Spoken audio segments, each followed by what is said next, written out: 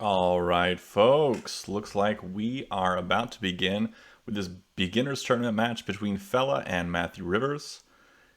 Matthew is going to be in white and Fela in black for game one. Fela has already disconnected, so that's not good news. And has reconnected, so we're back to the beginning now. And we are looking at opposite corners here today. We do normally see adjacent corners, but opposite corners is also a viable opening. So we see center control starting out here, more or less mirrored opening.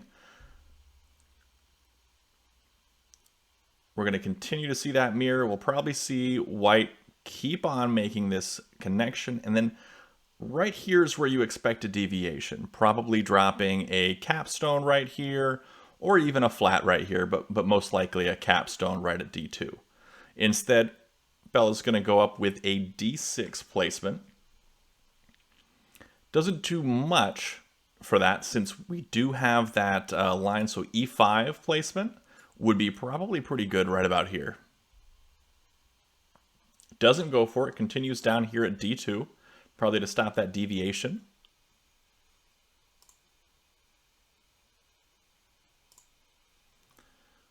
All right, and it looks like black is just going to keep on building down.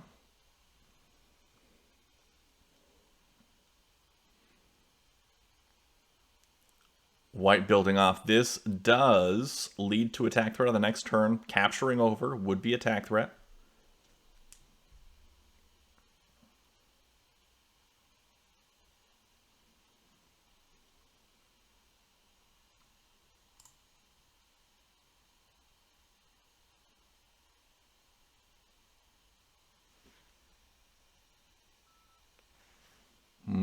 Okay. So we're seeing black play down here. This does stop the immediate attack threat on the next turn. And it's probably best, again, to make these placements as opposed to making captures. But white, with this momentum, is able to just keep building around. I would say that initially, as I did mention, when this spot was open up and white was building here and just these two black flats existed and these three whites, that's when I think that this capstone here would have been a good play. But black is making a run for it, making this connection here. White is potentially transferring to a horizontal threat, it looks like. And there's nothing wrong with a horizontal threat here.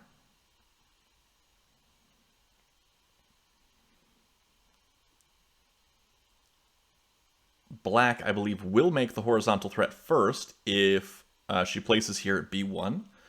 Then we'll see 4 here, while white would just be catching up on the next turn with 4. So black making this first capstone placement, actually a really solid placement. I really like this play from Fela here. So we got a capstone at E4. This gives 2 options for capturing, up to E5 and over to D4. That's great because it's able to interrupt both threat directions, north and south, and east and west. So that horizontal and vertical threat directions that capstone is able to interrupt. And this capstone coming over is able to start making more of a horizontal threat on this side and also sort of make that connection with the vertical threat as well. So I like this capstone positioning. I'm not sure if I would have placed it just yet, maybe on the next turn after placing it B1, but I do like that capstone placement. It's definitely, I'm imagining that the capstone was placed there specifically because of the positioning of these two flats. It's something I've talked about in a number of different videos and a number of different commentaries, how that's a really great spot for the capstone, is where it can cut those both off. So white does preemptively build down here to stop black from continuing on with this B1 placement to kind of go across. That is, it's a good move, that's for sure. because it makes a vertical threat, not making a threat, but it goes towards a vertical threat and stops the horizontal threat from black at the same time. We see black building up here, which is also another great move. It basically means that white is going to have to make a capture if he wants to make that threat.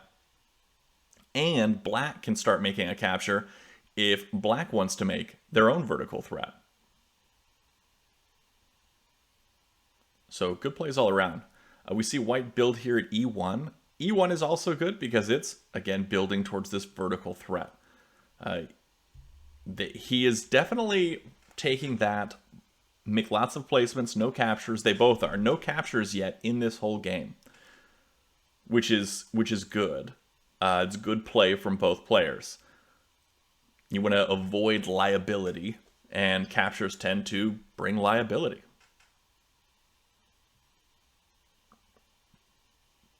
We see black make the first capture of the game and make the first tack threat of the game.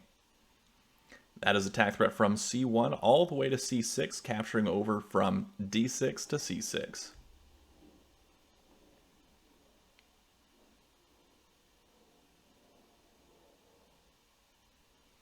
Now, white's response here could be a number of different things. He could decide to come over with maybe D2 and to capture with that. If he does, it's likely going to result in C1 coming up, but then I can see white's capstone finally dropping down on D2, which would start going for that threat and threaten the new stack.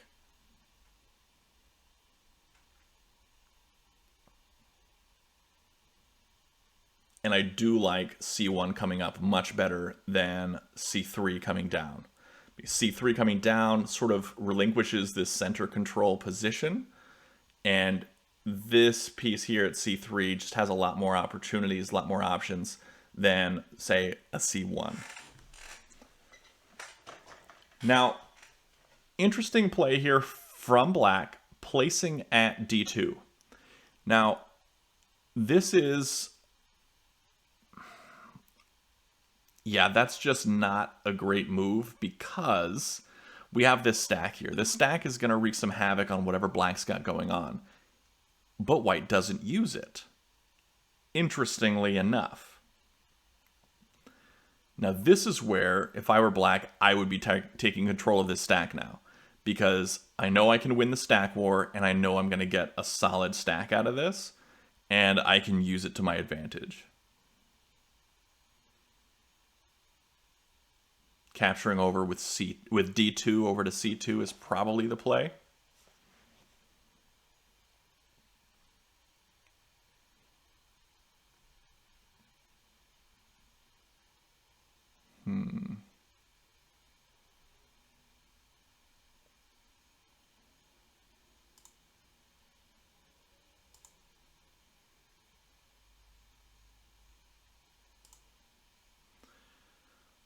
Fela's taking her time here to think about what the next move is going to be. Those stacks, though, leaving them alone when you have the opportunity to retake them and to retain control of them is, in my opinion, not a great move. White, for example, in this past move, could have taken this stack, thrown it over, dropping one and dropping one to make a tack threat and covering up this stack, this flat, and making a more positive flat move. So overall, not dealing with this stack is a bit of an oversight at this point. We do see black placing here, sort of going for that more placement-centric strategy, which is great. Again, it's great to be placing more than capturing for sure, because capturing does create liabilities. But in this case, this piece and this stack eventually would be a liability for white and not for black. So black should be taking control of this because black would win this capture war. It would give white an opportunity to drop a capstone probably right in here at C3, but might be worth it in the long run. But now we do see black starting to place in here. White, it would not shock me to see white come over, drop a white, and then drop the next two right here. Make that a +4 flat move.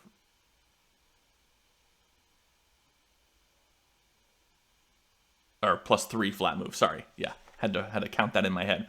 Would be a +3 flat move to take this stack and then cover up these two. Not going for it, however. Going to be placing their own pieces. I am not sure what either player is thinking at this moment. They might just be building position to play for a longer game.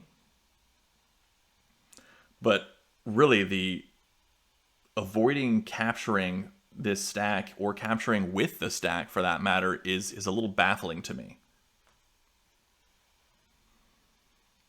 We see black place at f4, probably just going maybe for that that horizontal threat. I'm not quite sure what the play was there at f4. That one is a little odd to me.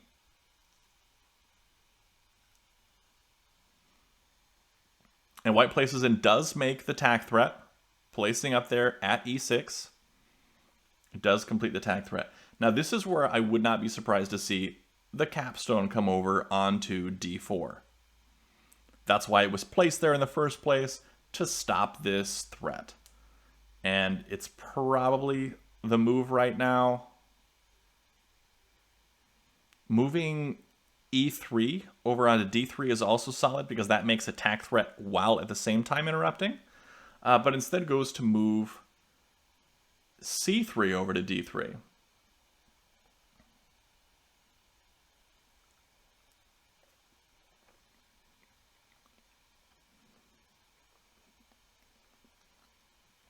Now we see the capstone come out.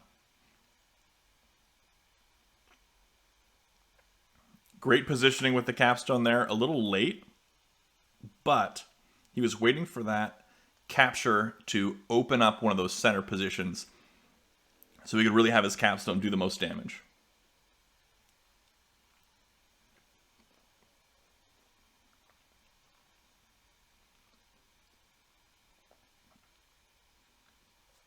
Now, for the capstone, capturing the stack here at d3, that would be really strong and something that black definitely does not want to happen.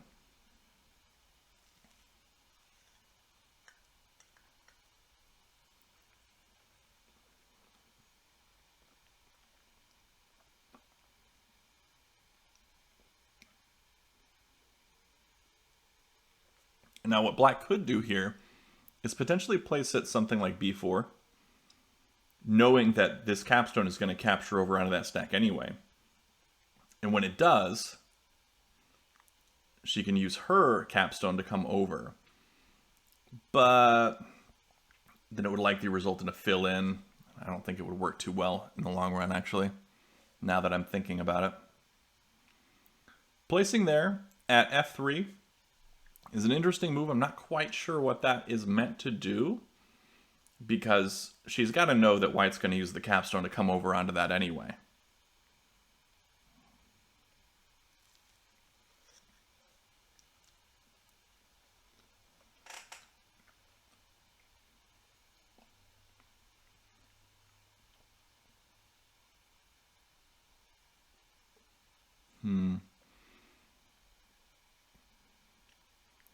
I am surprised that Matthew Rivers is taking quite so long to make his move, and he doesn't move the capstone.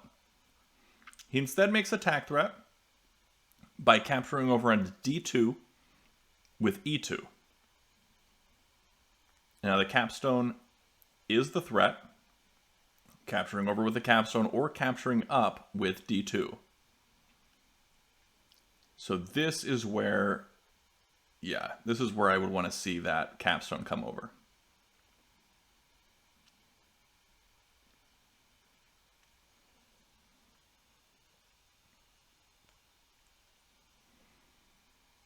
Now, because white didn't move the capstone, I'm a little surprised at that. So I'm not quite sure what white is thinking here, knowing that that capstone was going to come over.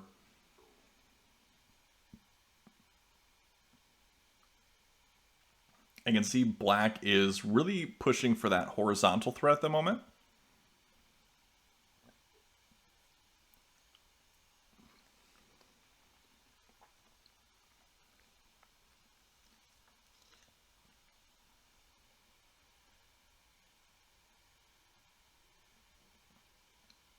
I imagine white is going to make that capstone capture, but may not. May decide to place. Oh, goes for a stack capture. Now, this was definitely not a move that I would have expected from white, because this gives black a huge stack opportunity to capture that. Could even capture leaving behind one white flat. Oh, I feel like black has to capture that stack now with that capstone. It's the only move that makes sense in my head right at this moment. Letting that go to waste, oh man, couldn't do that. Instead, placing a flat stone. I'm a little baffled by that.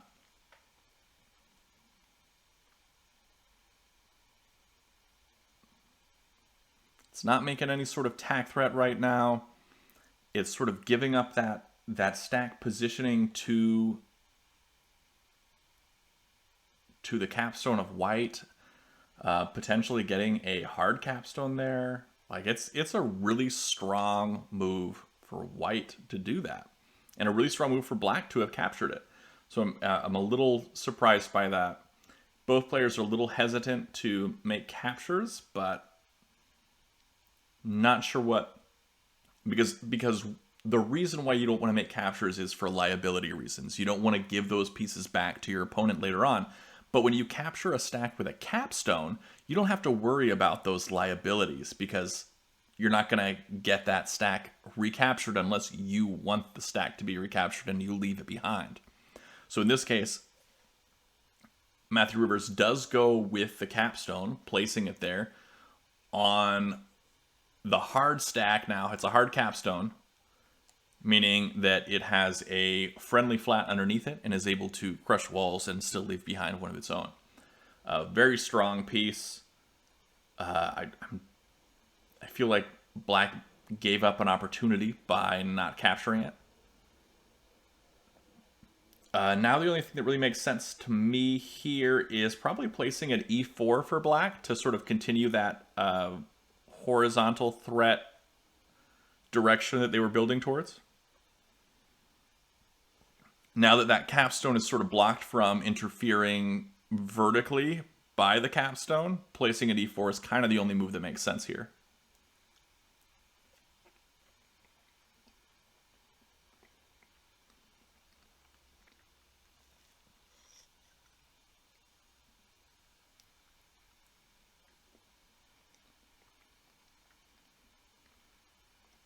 We do see black make that e4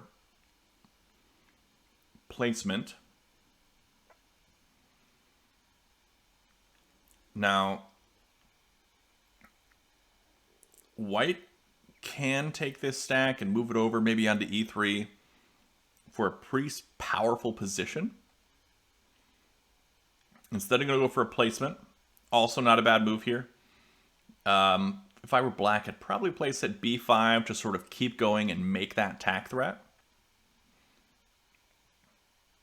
We do have the piece, yeah, and so she does make that, and we do have the piece up at c5 to come down and capture onto c4 if the b4 does come over to c4. And again, what I'm saying is, with a mouse, let's say b4 comes over to c4, then c5 can come down to c4 and sort of keep that sort of going. Now, here is where white's playing this defensive move here. Black can place here at a4 to create another attack threat, or place up here at b6 to create a attack threat. I like b6 a lot more because it's a bi-directional attack threat. Placing at b6 is a horizontal attack threat like that, but also a vertical attack threat like this. Very sneaky, goes around that. Excellent placement with b6. Now, if white places at a6, they will be missing that vertical threat. So no matter what, white is going to have to make a capture here in order to stop this threat from happening because it is that bidirectional threat. So a capture must be made. And we'll see if Matthew Rivers sees it. He does make the capture. And he makes the right one. Now, interestingly, black can take d6 and move it down to d5. Now, that would renew both threats.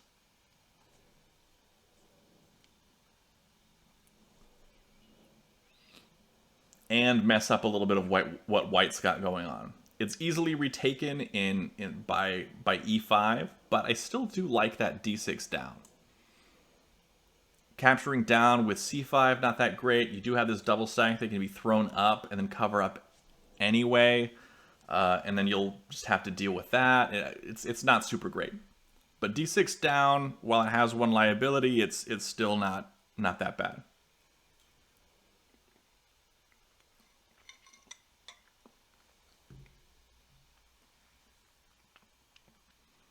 We see an e2, and then immediate recapture, e1 plus. That was very quick play for Matthew Rivers, probably expecting that play, because that is attack threat. Immediately comes up with it.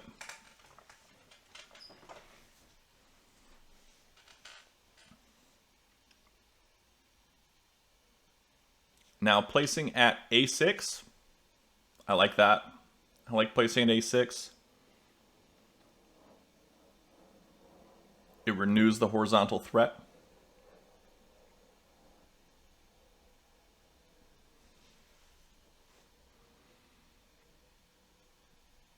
Fela can do a number of things here.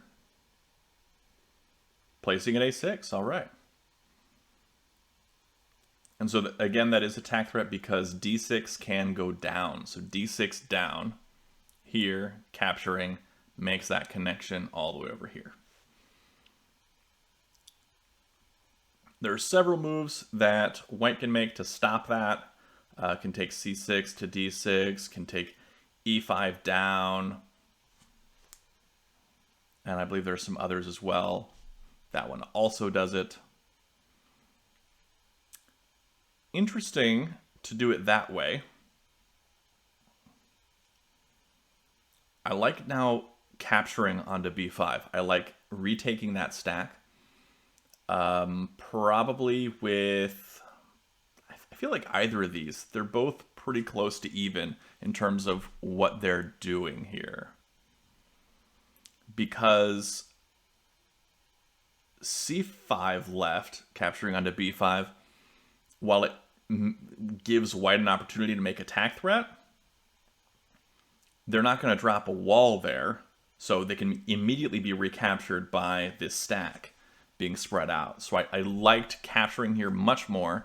White is probably going to take b5 now and move it over here to c5 for the attack threat.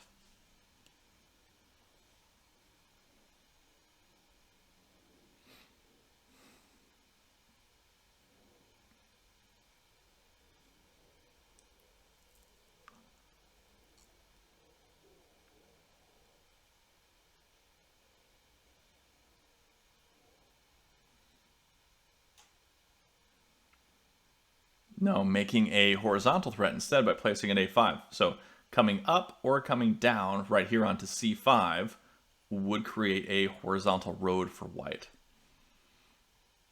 All the more important now to capture here onto b5. So that'll probably be recaptured, and then we want to move c5 over back onto b5 to make that big stack for black, which would not be attack threat, but would be a great boon to black to move over to the right or even down.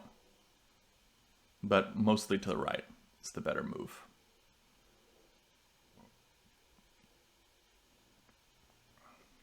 So now we'll want to see b6 come down or c5 come over.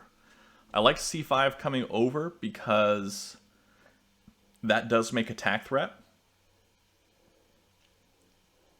And white will be reluctant to place a wall here because the wall would interrupt their own vertical and horizontal threat at the same time. So less likely that a wall would be placed there.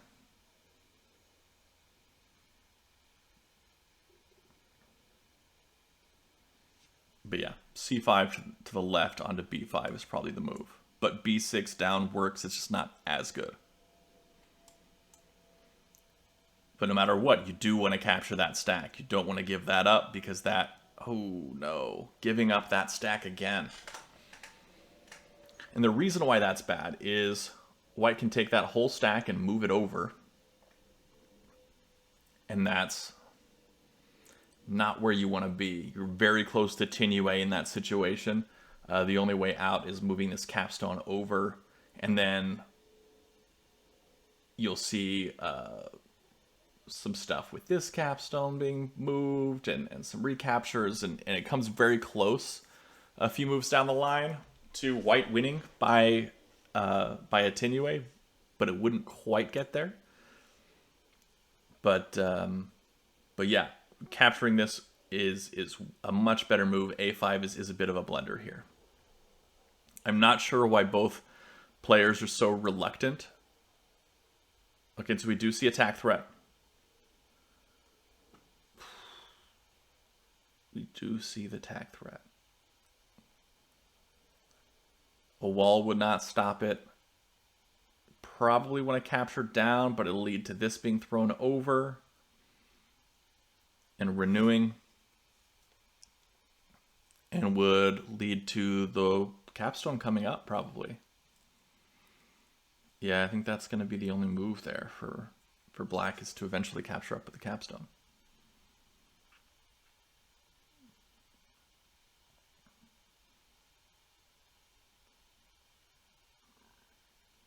White may decide, instead of capturing over, to just place at c6. That would be another attack threat. Vertical that time.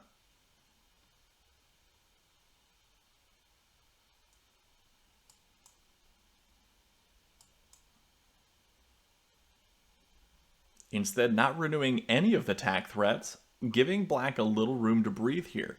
A bit of a blunder on white's part there. And again, we do see this sort of thing in the beginner tournament a lot more than you would in other tournaments. Again, these are beginners, so they are going to make more mistakes. So we see black play at c6. Again, not capturing this stack. It's a little mind-blowing that that's not happening.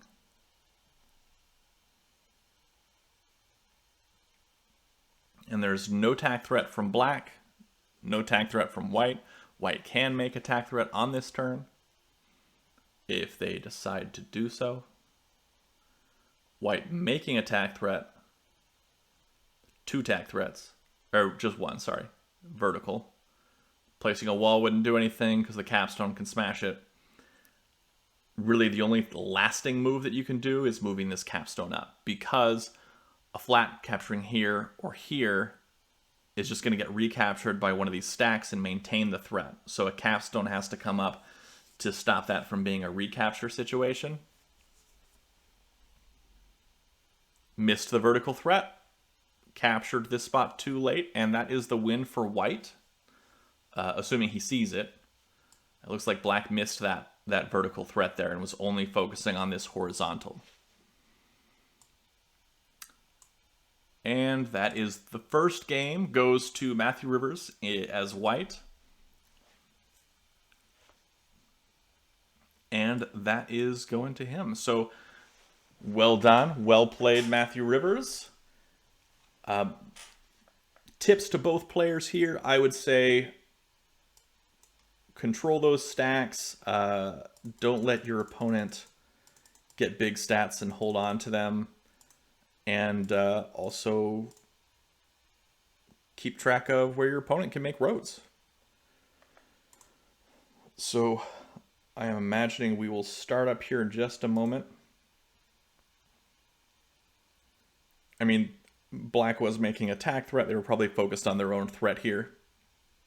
And that's probably why they didn't see this. They were thinking ahead of, okay, this is what I'm going to do to be offensive. not thinking about that they would be offensive first. So, all right, so we'll take a quick break and come back when both players are ready to go.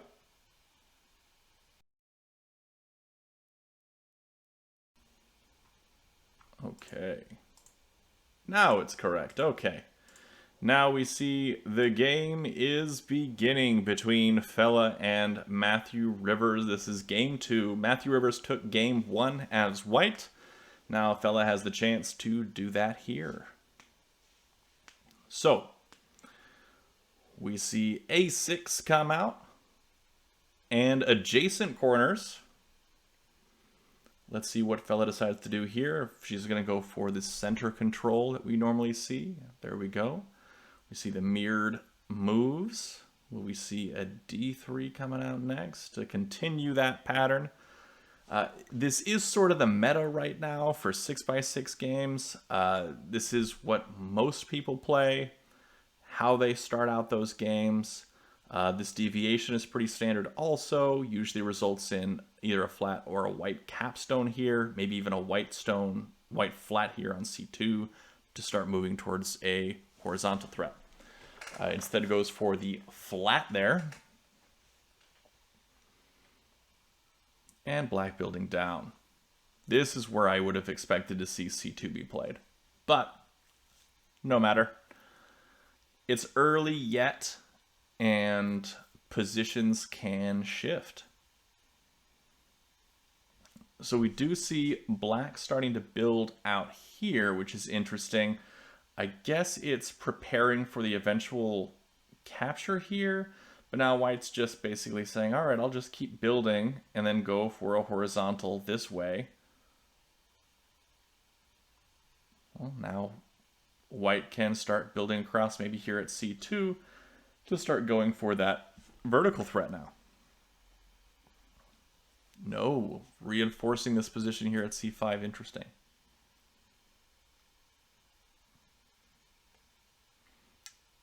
Okay, yeah, going for the horizontal threat perhaps here at A5 would be a attack threat. Capturing up from D4 up to D5, that is a attack threat. So this is the first attack threat of the game. Black does have to respond and makes this capture from C6 down to C5. Good capstone. It is iffy and risky to place it against a wall like that. However, having it be in proximity to two flats from black that both are offensive for black and have it be able to capture a stack with a friendly piece underneath, it's a solid capstone positioning. Now this is where I would expect the capstone to come down and make that capture at C5.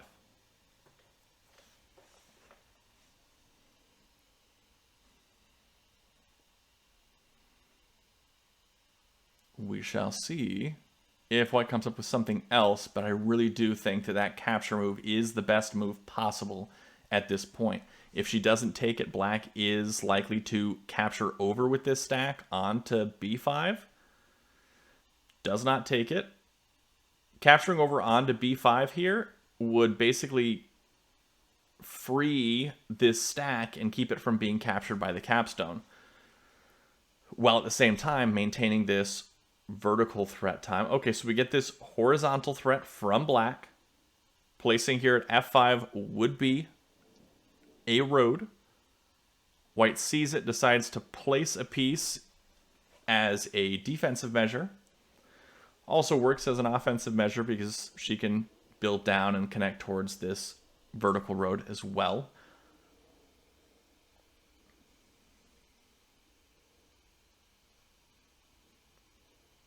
I would not be surprised to see black start building maybe here at E4 or even place a capstone here at E4. Instead, goes for a placement here over at C2. This isn't attack threat, but it's pretty close. On the next turn, it can be attack threat by placing either here at C1 or by capturing over here onto B5. This is where white really needs to capture this stack at C5 would be attack threat, capturing at C5. and it would interrupt the building threat going on right here.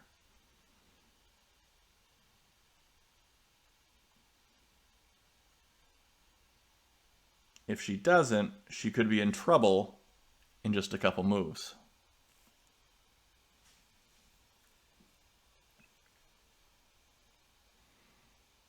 Going for a placement. Not a great move, I would say.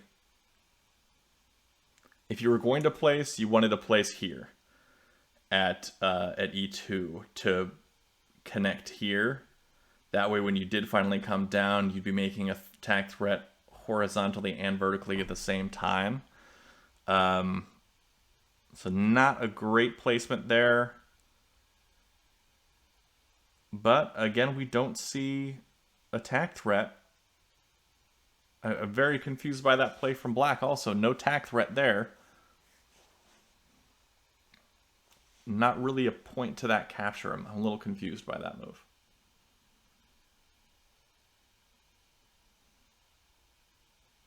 Now this is where I can see E2 coming.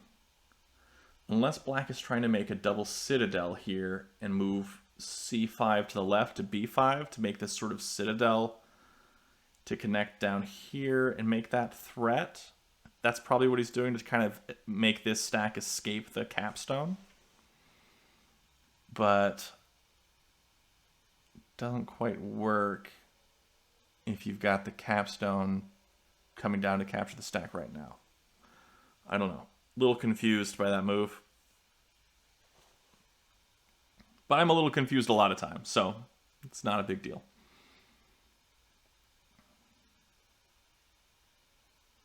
Now this is where black probably wants to take this and move it over here to B5. But he doesn't. Okay. I'm going to stop calling what I think they're going to do because they seem to know what I think and say no. Just to spite me. They come up with a different solution, a different move that I'm not thinking of. Maybe better, maybe worse.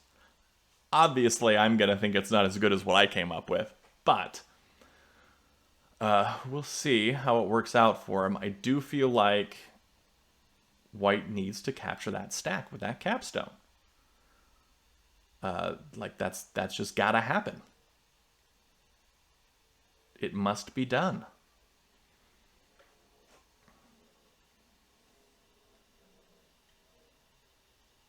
Doesn't go for it. Instead, building over to E4. Now, this may be a good thing. I don't know.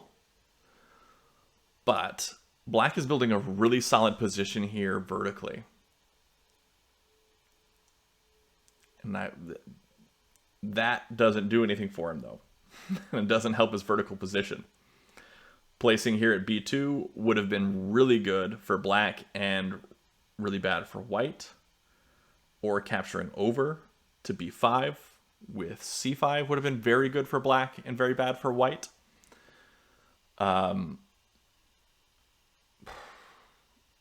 White now should play at E2. That's attack threat. Okay, all right. There's finally called a move that was actually made. So, attack threat made. How is black going to respond? Black can respond a few ways. Can make some captures. It's going to have to be a capture, no matter what. So, can maybe capture up. That would work. Can capture down. That would work. Can capture over. That would work for a moment. Oh, misses the threat. So white takes game 2. Black decides to make his own attack threat, missing the threat from white, just like what happened in the previous game, but swapping players. So Fela takes game 2. So that is a draw. A win for each player on white is a draw for the tournament. This was not really for the contention for the finals. neither player was going to move on, as in this group of the tournament, this group being the group 3 in the beginners tournament, of round robin, Trav West did, I believe, sweep his group, and he won all of his games. So he's into the finals, and so they were just playing to get their matches done and to get some more tag practice and to see what they could do. And so it was fun to see them play in this beginner tournament. And that is going to be the end of this game. We did see white win in both games, though both games were won by a missed road threat, just not seeing the threat there and defending. So thanks for tuning in. Thanks for checking it out. And until next time, have a great day and have